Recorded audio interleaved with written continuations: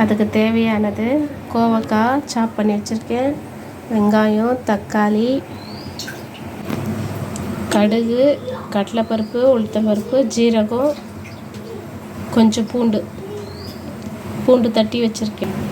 எண்ணெய் காஞ்சிச்சு, போட்டுக்கலாம்.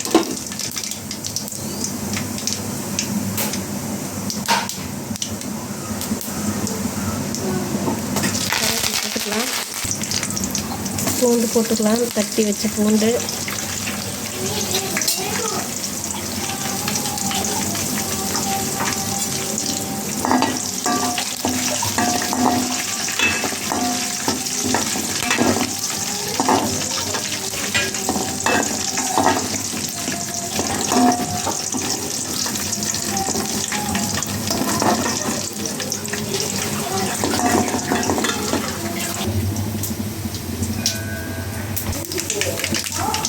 ஆனியன் போட்டுக்கலாம்.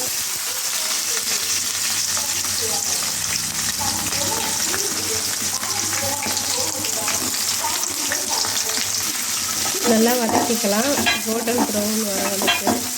சிம்பிளான டிஷ் தான். கொஞ்சம் கல் உப்பு போட்டுக்கலாம், சால்ட்டு கூட போட்டுக்கலாம், உங்களோட சாய்ஸ் தான்.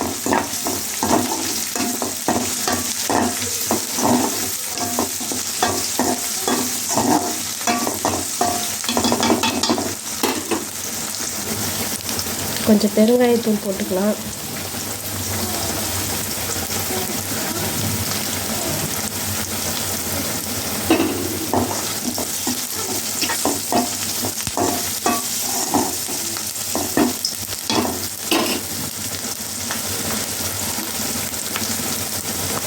தக்காளி போட்டுக்கலாம்.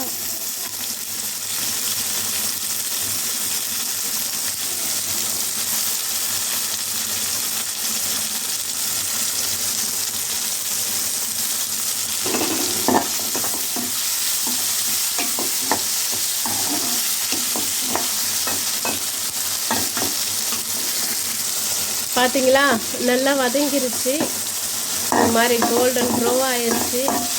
இது சிம்பிளான டிஷ்ஷு தாங்க, ஆனால் செஞ்சு சாப்பிட்டா சூப்பராக இருக்கும். சுகர் இருக்கிறவங்களுக்கு கோவக்காய் சாப்பிட்டா ரொம்ப நல்லதுங்க.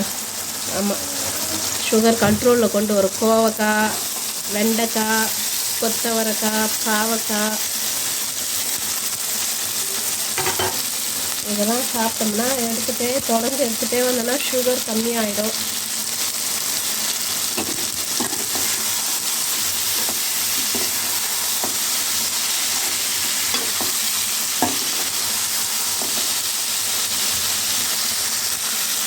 கொஞ்சம் மஞ்சள் பொடி போட்டுக்கலாம்.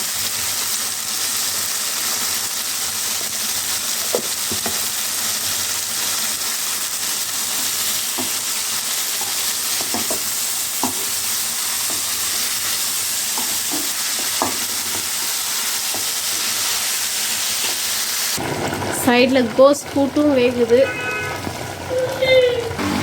சிம்மில் வச்சுட்டு ஒரு தட்டை போட்டு மூடி வச்சுருங்க. ஒரு 5 மினிட்ஸ் கழித்து திறந்து பாருங்கள், இன்னும் நல்லா வதங்கியிருக்கும்.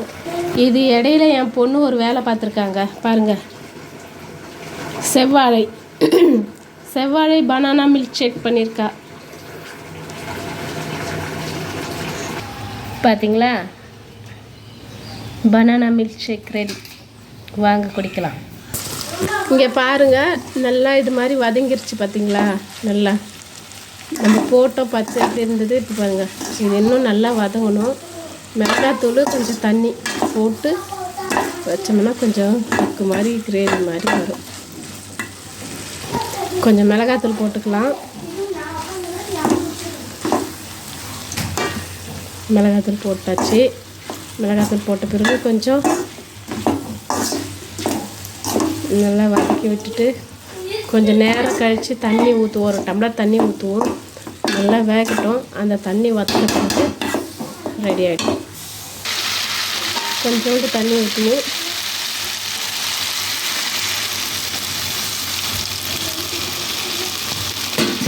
ஒரு அரை டம்ளர் தண்ணி இருந்தால் போதும். இது இன்னமும் கொஞ்சம் நல்லா வேகிறதுக்காக, இல்லைன்னா நறுக்குன்னு இருக்கும். கொஞ்சம் நல்லா வேகும்.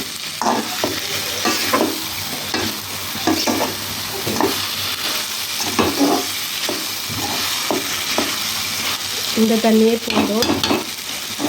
கொஞ்சம் சிம்மில் வச்சுட்டு மூடி விட்டுடலாம், சரியாக இருக்கும். எப்படி வந்திருக்கு பார்த்தீங்களா? இதில் நீங்கள் தேங்காயும் போட்டுக்கலாம், இல்லை கலக்காய் வேர்க்கடலை இருக்குது பார்த்தீங்களா, அதை உடச்சி போட்டுக்கலாம். வேர்க்கடலை உடச்சி போட்டோம்னா நல்லா டேஸ்ட்டாக இருக்கும். தேங்காய் போட்டாலும் டேஸ்ட்டாக இருக்கும். நான் வேர்க்கடலை உடச்சி போட்டிருக்கேன்.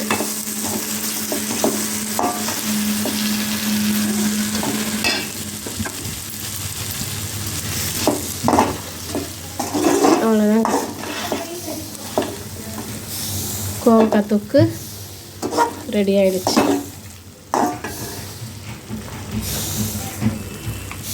அவ்வளோதான் காய்ஸ், நீங்கள் செஞ்சு சாப்பிட்டு பாருங்கள், எப்படி இருக்குன்னு கமெண்ட் பண்ணுங்கள். பிஜே குட்டீஸ் சேனலை சப்ஸ்கிரைப் பண்ணுங்கள் ப்ளீஸ்.